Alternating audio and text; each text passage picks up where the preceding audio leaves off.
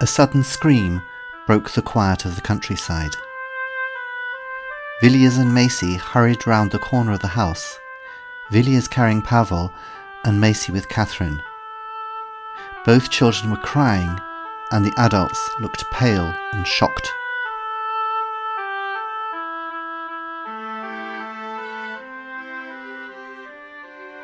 Welcome to Behind the Bottom Line. I'm James Schofield, the creator behind the quirky stories that keep you coming back to this podcast. And in Season 9, I have an exciting new project for you, a thriller called 7 Continents. We're now in Episode 4. Kirill Solikov and Macey Church have learnt from Sir Gilbert Villiers that his company, 7 Continents, is hoping to win a contract to mine for diamonds in Antarctica. But their bid could be destroyed by any breath of scandal, which is why Villiers is so nervous about the strange messages appearing on the company website and the mysterious objects sent to him at the office, which seem to hint at some environmental damage done by 7 Continents. Roy Marsden, the director of Eco Warriors and a friend of Villiers, has gone back to London, so maybe Kirill and Tatiana, his former fiancée, now married to Villiers, might have a chance to renew their acquaintance over the weekend. If only things could be that easy, because events are about to take a nasty turn. Chapter 7. Headless Chickens. On the Saturday morning, Macey went to the local village of Forest Hill with Tatiana, while Villiers stayed with the children and Kirill at home. Tatiana tried to buy as much as possible in the local shops. It would be easy for me just to go to the big supermarkets, but these small shops will all close down if everybody does that, and then the village will just be full of people from London at the weekend. There was something fascinating about the interaction between the Sussex villagers of Forest Hill and somebody quite as beautiful and exotic as the former ballerina. They adored her. She was so unlike anybody else in the village. Mr. Cutts the butcher went pink with pleasure when Tatiana told Macey and everybody else in the shop that his sausages were the best she had ever eaten, although Macey had seen her feeding them to Misha, Rudy and Irek under the table at breakfast that morning, rather than eat them herself. Tatiana's English was excellent, but she occasionally confused her idioms.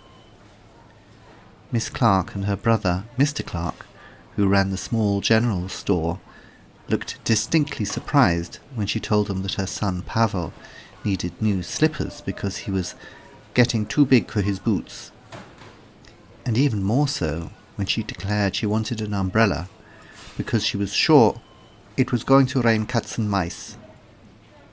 But they would both have gladly carried her parcels all the way to the car if she had let them, despite being at least 75. The local vicar, Reverend Tidmarsh, was easily charmed by Tatiana into giving Macey a short tour of the village church. An outstanding example of medieval Gothic architecture. And if you just have a look here, dear ladies, you can see a fascinating example of stonework from the late 14th century mason Nicholas Pevsner, who worked. He wanted them to have tea at the vicarage before going home, but Tatiana invented another visitor waiting for them at the station in Forest Hill, who had to be collected. "I've made that mistake once already. The most horrible tea you can imagine," explained Tatiana as they drove back to the house shortly afterwards. "Tea bags and low-fat milk. Ugh! Most English people have no idea how to make tea." They found Kirill pushing Catherine and Pavel on swings, with the dogs running backwards and forwards, not sure how to catch the children's feet dangling above their heads. Villiers was sitting on a nearby bench, talking on his mobile phone. He hurriedly stopped when he saw his wife approaching. "Sorry, darling. Just fixing up with the security at headquarters so that Kirill and Macey get access to the company for Monday. I'll turn it off now. Come on, kids, let's go and see if the chickens have got any eggs for us." He took them away with Macey, who wanted to see the half-dozen hens that Tatiana had in a hen coop in the kitchen garden. Kirill and Tatiana walked slowly back towards the house across the lawns, the dogs running around chasing insects and occasionally disappearing into bushes. Tatiana started the conversation. "I like Macey. She's funny. Clever too. And a good friend." "Yes, I can see." There was a silence for a while. "Your husband works very hard," Kirill offered. "Yes, it's difficult for him to switch off at the weekend. I like to get him to do things with the children. They're only young for such a short time." True." There was another silence. Tatiana wanted to say something. Kirill waited. "Listen, Kirill, this job, I'm worried what is happening to Gilbert. You see, there are things that I don't know about his past, things that happened before I met him. He has enemies. Some of the people he has to work with are unscrupulous. Marsden isn't even the worst of them, and you probably saw. I find it difficult to be polite to him." "Why do you dislike him so much, Tanya?" She thought for a moment. "Well, this is just between you and me, but I don't trust him. He uses people for his own purposes. When Gilbert and he were at university, they were inseparable. At that time, Marsden didn't have much money from his parents, so he made extra money with gambling, cards and things like that. Generally, he was very successful. But then once he stole quite a lot of money from some other student in their college in order to place a bet on some horse. Of course, the horse lost, and Marsden would have been kicked out of university and gone to jail if Gilbert hadn't come to his rescue and replaced the money before the other student realized what had happened. And he's never paid Gilbert that money back. Gilbert doesn't mind. In fact, he said that the diamond Marsden found is more than fair as a replacement. But I suppose the real reason I don't like him is because he has a horrible way of looking at you. He's creepy. But Gilbert thinks the world of him, and the environmental link is very helpful for his business, of course. So I don't say what I really think." "I see." "But the thing is," she continued, "we really need your help, Kirill. Whatever this is all about, it's tearing Gilbert apart. He's not sleeping properly, he can't concentrate. And I don't care what Gilbert and Marsden think. There's definitely a connection to Kazakhstan.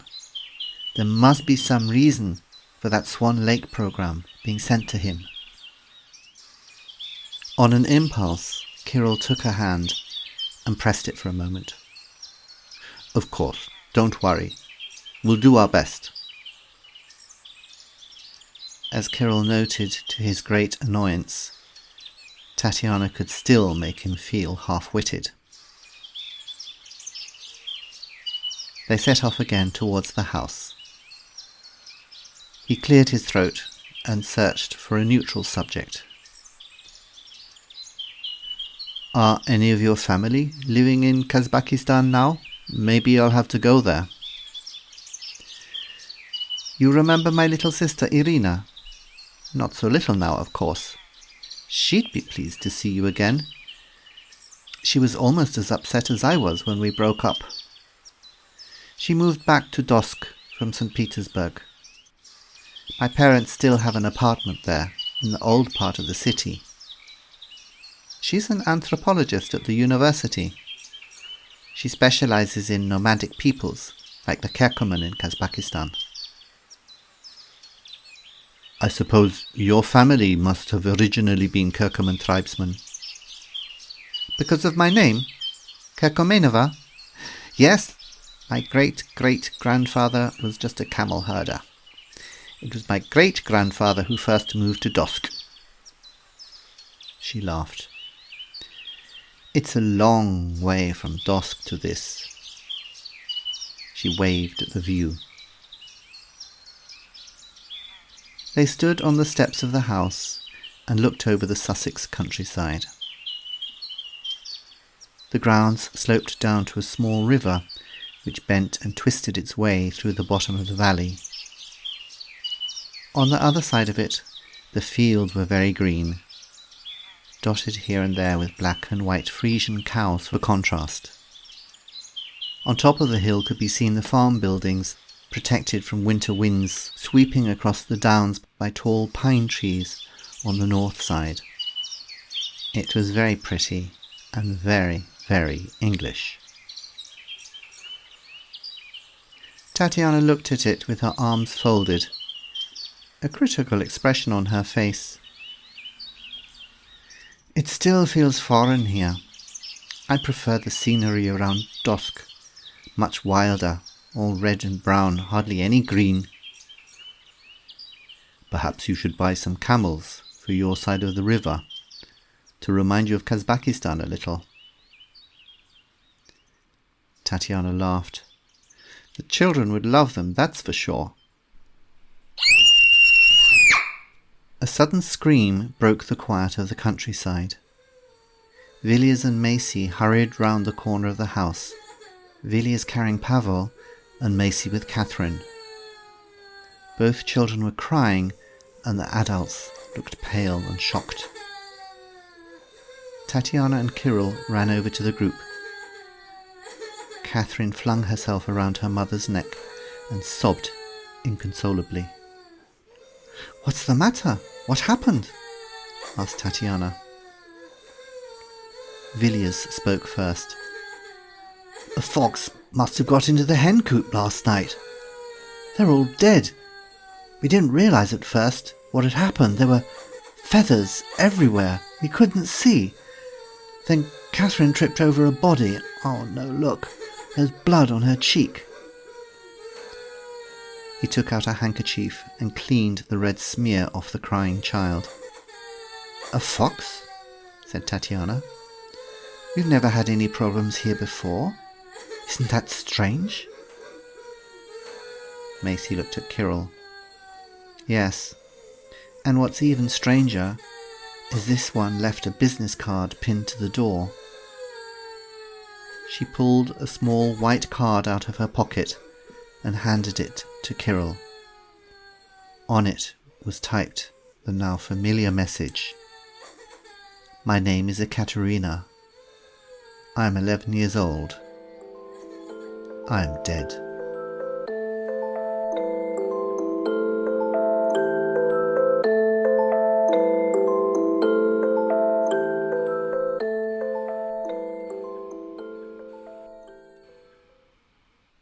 Chapter 8. Back to London. Macey and Kirill drove back to London on the Saturday evening, earlier than planned, in a far more serious mood than when they had arrived. The family was upset, and neither Tatiana nor Gilbert was in the right frame of mind to look after guests. Although the messages before had been sinister, the slaughter of the hens added a frightening element.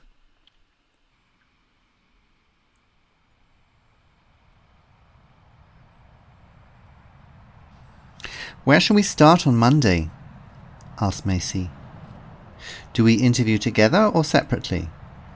And what are we looking for anyway? I'm afraid you'll have to do the interviewing alone, said Kirill. I'm going to Kazakhstan. Macey was furious. Are you insane? Velia's told us to concentrate on the London office. Do you want to get sacked? There is a connection somehow. I told Tanya I would fly out. Oh, I see, Tanya. Listen, Kirill, is this about doing what the customer wants? Or is it about doing a favour for a friend? It's both. Velia's wants this problem dealt with, and there is definitely something that connects it all with Kazakhstan. Did you see the article that Velia's was sent? Here. Let me read you a section. The Kirkoman nomads have followed mysterious paths through the desert regions of Kazakhstan for more than 2,000 years. Proud and self-reliant, they have a long history of resisting outside influences. Oral tradition has it that they were the only tribe ever to defeat the Mongol hordes of Genghis Khan. But the past few years have seen their numbers declining drastically, partly due to younger clan members rejecting the nomadic lifestyle and going to the cities, and partly due to damage caused to their habitat, caused by the uncontrolled search for minerals and fossil fuels. That could definitely have something to do with Villiers. Kirill, you are supposed to be going to report with me every day to Marsden. Oh, you can do that. Just say I'm ill or something. He won't care about not seeing me, as long as one of us turns up. I can't be on my own with that man. He's creepy. He stands too close. He's handsy. Oh, come on. A tough New Yorker like you. You can deal with him, surely. Maybe I don't want to, Kirill. Villiers is paying us to work in London. What if he finds out? Are you going to tell the boss what you're doing? Carly doesn't need to know straight away. I'll tell her once I uncover something. Oh man, you are an annoying person. She drove on through the dark towards London. The rain, which had started in the afternoon, forcing her to drive slower than she wanted.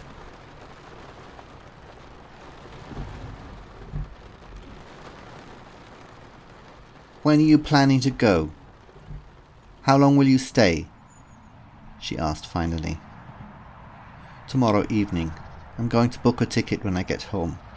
I shouldn't be more than a week. He yawned and settled his head down against the side. I think I'll try and sleep. Macey exploded.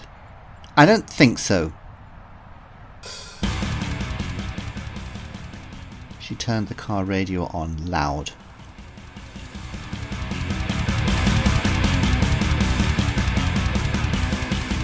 All right, Kirill finally shouted after 5 minutes of pretending that he wasn't bothered. What do you want to talk about? Macey turned off the music. What am I looking for when I interview these people? Nobody's going to tell me, yeah, I write weird notes and murder chickens for kicks. I think you need to get a feeling for the atmosphere first of all. My guess is that these 3 key people that Villiers mentioned will be quite willing to talk about him if they think you are really writing a biography. Just see who hates him the most. That's not a bad place to start. And then simply follow up with more questions to see in which direction they are going, because you will find out. The rest of the journey was spent discussing strategy. So by the time she dropped Kirill off at his flat in Bloomsbury, Macey was in a better temper. She lowered the passenger window to say goodbye to him. So, you take care of yourself out there, Kirill. I'll deal with Marsden. Just try and get back here as quick as you can, though. If they find out you're in Kazakhstan, I don't think they'll be happy. Okay, staying in touch may be difficult. Dosk is about 5 or 6 hours ahead of London time. Look, Macey, I really wouldn't do this if I didn't think it was important. But I believe Tanya is right about this. It'll be worth it. Oh, he suddenly looked serious. Just one last thing. What? Don't get in a lift with Marsden on your own. He laughed, dodged the sweet she threw at him, and ran up the stairs of his block. Macey drove home and found she had to climb the 6 flights of stairs to her flat because the lift was out of order. Kirill was right. She really had taken too many clothes down to the country.